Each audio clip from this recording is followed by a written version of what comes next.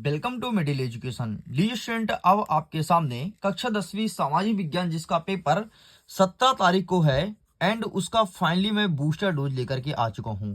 आप लोग का बार बार एक ही मैसेज होता था कि प्लीज सर हमारे लिए बूस्टर डोज प्रोवाइड करा दीजिए ताकि हम अपने एग्जाम में काफी अच्छे नंबर से टॉप कर सकें। एंड फाइनली अब आपके सामने सोशल साइंस का बूस्टर डोज अवेलेबल है, लेकिन उसके पहले हम थोड़ी देखेंगे हिंदी के बूस्टर डोज को और हिंदी के पेपर को। आपने हिंदी का पेपर दिया, हिंदी का पेपर आपका कुछ इस प्रकार से था। ये रहा आपका पूरा का पूरा प्रश्न पत्र।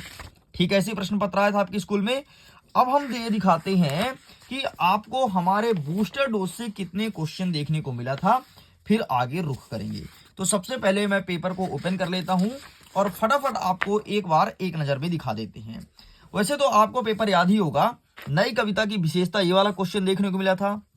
इसके बाद आपके एग्जाम में प्रगतिवादी वाला आया था, इसी के अथवा में आया था, देख सकते हो। ये देखो, नई कविता के अथवा में प्रगतिवादी वाला। ठीक है, फिर क्या पूछता है, कवि परिचय में सूरदास नागार्जुन। ठीक है, तो आइए हम कवि परिचय वाले सेक्शन में चलते हैं। एंड कवि परिचय यहाँ पर कवर किए थे सूरदास जी, ये देख लीजिए। तुलसीदास, जयशंकर में 3 बताया था, लेकिन यहाँ से सूरदास आया है। आगे बढ़ते हैं नेक्स्ट हमारा क्या कह रहा है कि परशुराम के क्रोध पर, है ना, परशुराम के क्रोध पर, ये वाला प्रश्न पूछे तो देख लो, परशुराम के क्रोध पर, ये वाला क्वेश्चन देखने को मिला है। नेक्स्ट हमारा क्वेश्चन क्या कहता है, इसके अथवा में कहता है कि उत्साह कविता। तो उत्साह कविता वाला क्वेश्चन, एक सेकंड ना, जरा वेट करना। उत्साह वाला कविता, उत्साह कविता से क्वेश्चंस यहां पर तो नहीं है भाई, उत्साह कविता वाला नहीं है। चलो इसे साइड करते हैं। नेक्स्ट हमारा क्या कहता है, नेक्स्ट कहता है कि कवि नागार्जुन के अनुसार फसल क्या है। ठीक है, तो ये भी बताते हैं। ये देखो, कवि के अनुसार फसल क्या है, ये वाला प्रश्न देखने को मिला है। आगे बढ़ते हैं। नेक्स्ट क्वेश्चन क्या कहता है, नेक्स्ट कहता है मर्यादा ना लही, ये वाला मैंने बताया था। रस के अंग लिखिए और मानवीकरण अलंकार। ठीक है, मैं अलंकार वाले सेक्शन में जाता हूँ, वहां से दिखाता हूँ आपको क्वेश्चन। तो ये रस और अलंकार ना, एक सेकंड वेट कीजिएगा। सबसे पहले यहाँ पर आपके संधि हो गया, ये द्वंद्व हो गया। ठीक है, ये आपका समास हो गया। इसके आगे ये रस वाला प्रश्न ये हो गया आपका। ठीक है, इसके बाद अलंकार में आते हैं। तो अलंकार में मैं अनियोक्ति बताया था और उपरोक्त अलंकार। इसमें से कौन सा पूछा है, इसमें एग्जाम में पूछा है आपके मानवीकरण अलंकार। ठीक है, ये अलंकार नहीं आया है। नेक्स्ट कहते हैं दोहा छंद के लक्षण और काव्य की परिभाषा। ठीक है, आओ इसे मिला लेते हैं फटाफट। दोहा छंद। ठीक है, अच्छा ये हम छंद में जाएंगे तो मिलेगा। दोहा और चौपाई आई थिंक मैं आपको बताया था। ये देखो, दोहा आ गया। ठीक है, नेक्स्ट क्या कहता है, नेक्स्ट अथवा कहता है काव्य। तो काव्य वाला, ये देखो काव्य वाला। मतलब आपके बूस्टर डोज से बहुत सारे क्वेश्चन देखने को मिले हैं। आप बूस्टर डोज को देखे होगे तो डेफिनेटली एग्जाम में बेहतरीन नंबर से टॉप किए होगे।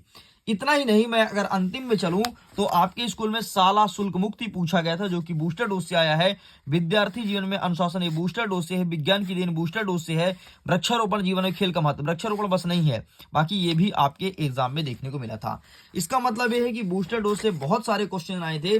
और अब आपके सामने है सोशल साइंस अर्थात सामाजिक विज्ञान के इसके सारे क्वेश्चन को बेहतरीन तरीके से प्रिपेयर करना है और कंठस्थ एकदम याद कर लेना। डेफिनेटली आपके एग्जाम के लिए काफी हेल्प होने वाला है। आपको पता है बूस्टर डोज आपके ब्लूप्रिंट के अकॉर्डिंग डिजाइन किया जाता है और यहां से क्वेश्चन फंसते हैं।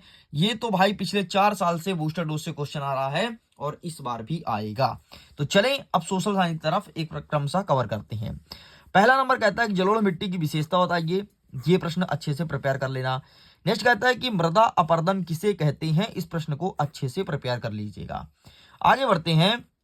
सतत पोषणीय विकास से क्या आशय है, सतत पोषणीय विकास से क्या आशय है, इस प्रश्न को अच्छे से प्रिपेयर करना और इसका अर्थ। ठीक है, आशय या अर्थ कुछ भी पूछे आपको लिख करके आना है।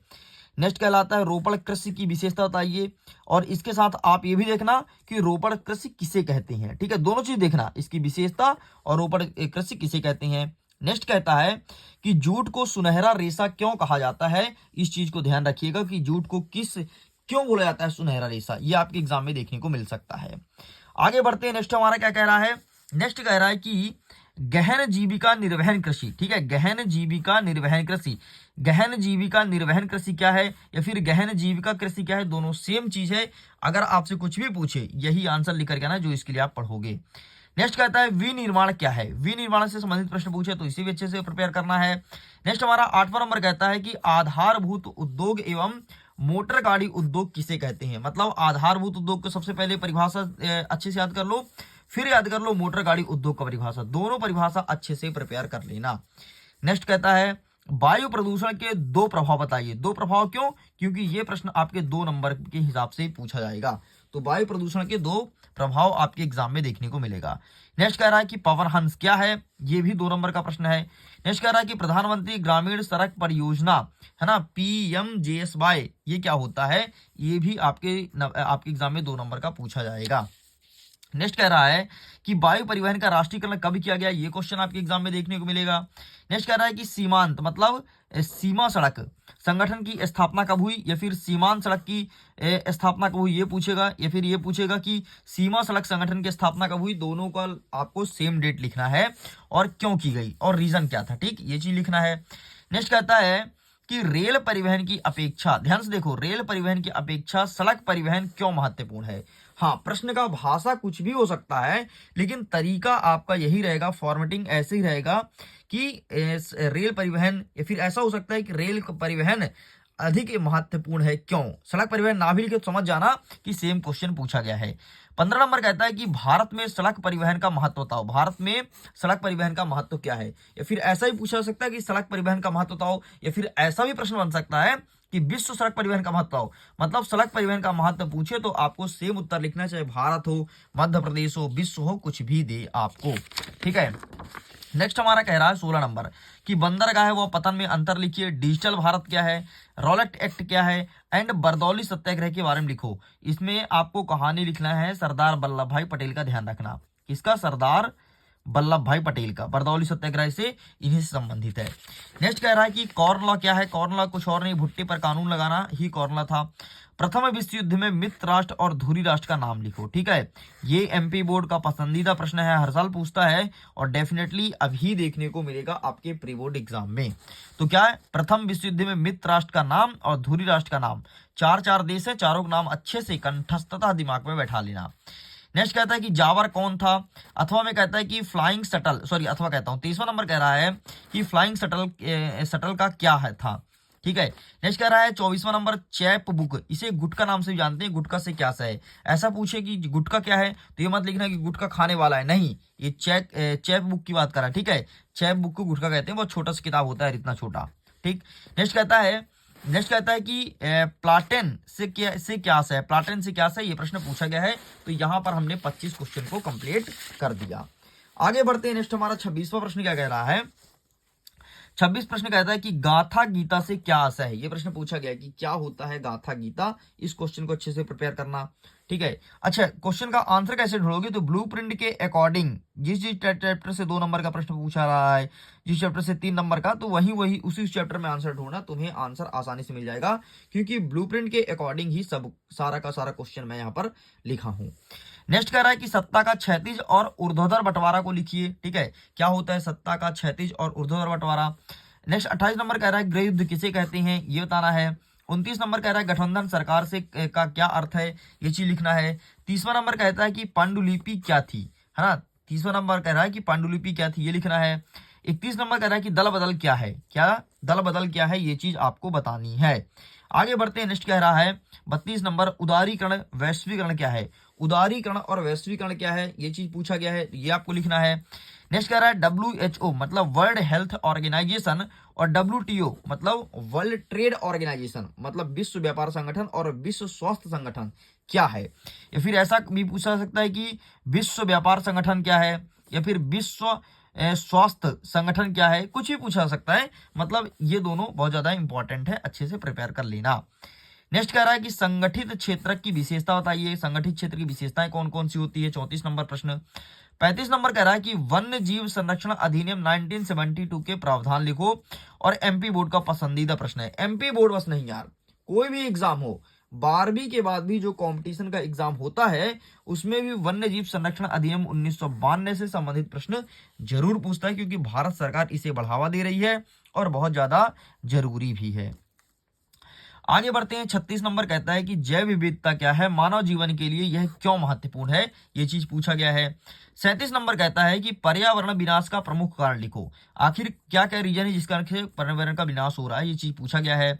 38 नंबर कहता है कि संघीय व्यवस्था की 3 विशेषता बताइए। संघीय व्यवस्था की 3 विशेषता हमें बतानी है। 39 नंबर कह रहा है कि सत्ता का विकेंद्रीकरण से क्या आशय है? सत्ता का विकेंद्रीकरण मतलब सत्ता में रह करके और शक्तियों का बांटना, यही कहलाता है विकेंद्रीकरण। ये क्वेश्चन आपके एग्जाम में देखने को मिलेगा, इसे अच्छे से प्रिपेयर कर लेना। अच्छा सुनो, बाकी अगर तुमको बूस्टर डोज के पीडीएफ को डाउनलोड करना है ना, तो लिंक डिस्क्रिप्शन बॉक्स में है, जा करके आसानी से आप बूस्टर डोज के पीडीएफ को डाउनलोड कर सकते हैं। 40 नंबर कह रहा है कि गरीबों के लिए स्वयं सहायता समूह के संगठन के पीछे भूल विचार क्या है? अपने शब्दों में लिखिए, ठीक है। या फिर ऐसा भी प्रश्न हो सकता है कि स्वयं सहायता समूह क्या है ना, मतलब प्रश्न कुछ भी हो सकता है, बाकी प्रश्न का तरीका ऐसे ही रहने वाला है और ऐसे ही ब्लूप्रिंट के अकॉर्डिंग पूछेगा। नेक्स्ट कह रहा है 41 नंबर, मांग जमा क्या है? इसकी विशेषता लिखनी है। 42 नंबर कह रहा है कि असहयोग आंदोलन के 4 कारण लिखो। असहयोग आंदोलन के 4 कारण आपको बताने हैं। नेक्स्ट कह रहा है 43 नंबर की, सामाजिक अपंगता को राजनीतिक सशक्तिकरण से ही दूर किया जा सकता है, ऐसा क्या कारण है ना, कि सामाजिक अपंगता, जो समाज में अपंगता है, राजनीति ही दूर कर पाते हैं, ऐसा क्यों? ये चीज पूछा गया है। नेक्स्ट कह रहा है कि चंपारण के किसान आंदोलन पर टिप्पणी लिखो, है ना। चंपारण के किसान आंदोलन पर टिप्पणी लिखना है, पूरी कहानी बतानी है चंपारण के किसान का। नेक्स्ट कह रहा है कि राजनीतिक दल के समक्ष कौन कौन सी चुनौतियां हैं, और एमपी बोर्ड का पसंदीदा प्रश्न 2020 में पूछा है, 2021 में पूछा है, 2022 में पूछा है, 2024 में पूछा है, 2025 में भी आएगा। इस चीज को गारंटी के साथ लिख लो भाई। तुम इसमें ना VVIMP लगा लो, IMP 100% आए, कुछ आए या ना आए, ये प्रश्न जरूर आएगा कि राजनीतिक दलों के समक्ष कौन कौन सी चुनौतियां हैं। एंड दूसरा प्रश्न, भारत में राजनीतिक दलों की भूमिका, ये प्रश्न भी आपके एग्जाम में देखने को मिलता है, लेकिन ज्यादा इंपॉर्टेंट चुनौती वाला है, इस चीज को ध्यान रखिएगा। नेक्स्ट आपका प्रश्न कहेगा 47 नंबर, मानचित्र भरो। अब आपको मानचित्र फिल करना है, भारत का मानचित्र देगा, उसमें कुछ भी दे देगा, जैसे आपको दे दिया शहडोल, शहडोल का सोहागपुर, ठीक है, शहडोल जिला का सोहागपुर दे दिया, सुहागपुर, तो सुहागपुर आपको मैप में भर के दिखाना पड़ेगा।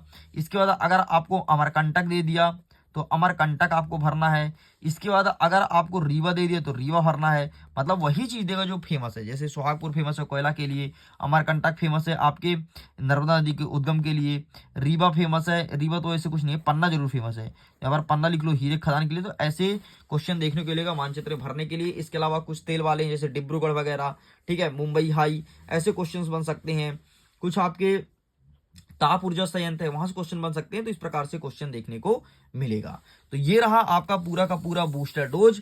एंड अगर आप बूस्टर डोज के क्वेश्चंस को अच्छे से सॉल्व करते हैं तो आप भी कक्षा 10वीं के हिंदी विषय के बूस्टर डोज की तरह सोशल साइंस में बेहतरीन परफॉर्मेंस करने वाले हो, क्योंकि ये वाला भी टोटल ब्लूप्रिंट के अकॉर्डिंग ही डिजाइन किया गया है। बाकी वीडियो पसंद आए तो लाइक कीजिएगा, शेयर कीजिएगा दोस्तों के साथ, पीडीएफ को डाउनलोड कीजिए, लिंक डिस्क्रिप्शन बॉक्स में है। अगर आप मुझे पहली बार देख रहे हैं तो प्लीज टेलीग्राम को जोड़ करके रखना, टेलीग्राम में जुड़ जाओ, उसका लिंक डिस्क्रिप्शन बॉक्स में दिया गया है। व्हाट्सअप में आप हमें मैसेज कर सकते हो। व्हाट्सअप नंबर क्या है जरा सुन लो, व्हाट्सअप नंबर मैं यहाँ पर बता देता हूँ, आप यहाँ पर मुझे मैसेज कर सकते हो, कोई डाउट है तो पीडीएफ भी मांग सकते हो मैसेज करके। तो 74 70 एक सेकंड 74 70 705 703 ये व्हाट्सअप नंबर है। इसमें आप व्हाट्सअप करके कोई भी पीडीएफ डाउनलोड कर सकते हैं, अपने मन की बातें कर सकते हैं। तो चलिए मैं वीडियो को एंड करता हूँ। एग्जाम के लिए ऑल द बेस्ट, खुश रहिए, पढ़ते रहिए, मुस्कुराते रहिए। जल्द ही मिलेंगे किसी नेक्स्ट सब्जेक्ट के साथ। Okay, bye bye.